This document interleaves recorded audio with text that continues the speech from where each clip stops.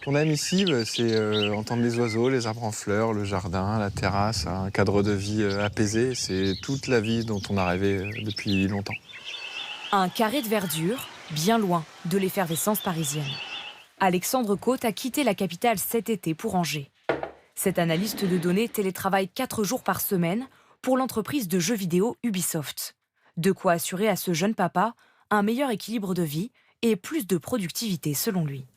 On peut se concentrer plus facilement, parce qu'il y a moins de bruit intempestif, de gêne intempestive, de collègues qui passent dans le couloir ou ce genre de choses. Mais cela pourrait ne pas durer. Sa direction envisage de revenir sur le télétravail et d'imposer 3 jours de présence par semaine au siège à Paris.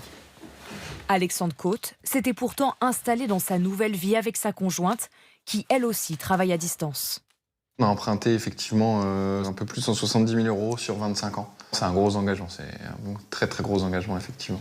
Impensable pour lui de revendre sa maison quelques mois à peine après l'avoir achetée. Pour garder son emploi, il devrait alors faire 6 heures de transport aller-retour, 3 fois par semaine. Ça voudrait dire me lever très tôt et rentrer tard, du coup ne pas voir forcément mon fils et potentiellement même à terme démissionner de l'entreprise, puisque en fait je pense que ça serait intenable d'un point de vue fatigue et même finance. Des négociations sont en cours. Il espère obtenir gain de cause. Le retour au bureau, de plus en plus d'entreprises l'imposent 5 ans après la crise sanitaire. Les géants américains, Amazon, Tesla, Google et même leurs voisins tricolores comme Publicis, qui autorisaient le 100% télétravail, reviennent sur cette décision. En moyenne, les salariés français sont passés de 3 jours par semaine à domicile en 2021 à 2 désormais. Alors, pour inciter au retour au bureau, certaines entreprises mettent les petits plats dans les grands pour que leurs salariés se sentent comme chez eux. Corbeilles de fruits, plantes vertes et même animaux de compagnie. Nous sommes ici dans un open space d'un nouveau genre. Ici, on a une cabine acoustique qui a plusieurs usages. Le premier usage, c'est une réunion en tête-à-tête, mais ça peut également servir quand vous devez vous isoler pour passer des coups de fil personnels. Si le président de cette entreprise d'ameublement a changé de stratégie, c'est qu'il a vu les limites du télétravail. Pour les équipes de design et les architectes, le télétravail n'était pas forcément idéal parce qu'elles ont besoin beaucoup d'échanger.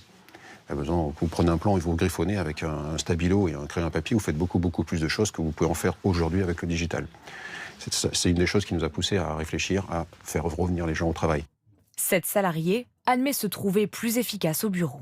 On sent qu'il y a une coupure en fait avec les gens, même si on peut les contacter techniquement, si on ne les voit pas, le contact n'est pas le même. En fait, on se rend compte qu'on gère différemment. Quand on est au bureau, c'est beaucoup plus facile. Plus de gens de retour au travail, ce sont plus de gens derrière les bureaux. Et justement, cet atelier fabrique du mobilier d'entreprise. Les carnets de commandes sont pleins. Ouais, c'est super, hein, ça se voit pas. Ça, c'est nickel. Plus 15% en un an. Pour tenir les cadences, le patron a embauché 2 personnes et acheté cette machine à 100 000 €. Le télétravail est-il pour autant condamné? Quelle dose de travail à distance faudrait-il adopter?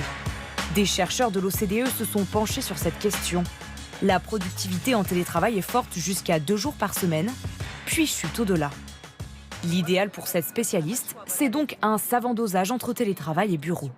Quand on met en œuvre un mode hybride, il y a des études qui ont montré que les collaborateurs tendent à être 15% plus créatifs et 25% plus productifs. Aujourd'hui, un tiers des salariés français continuent de travailler à distance.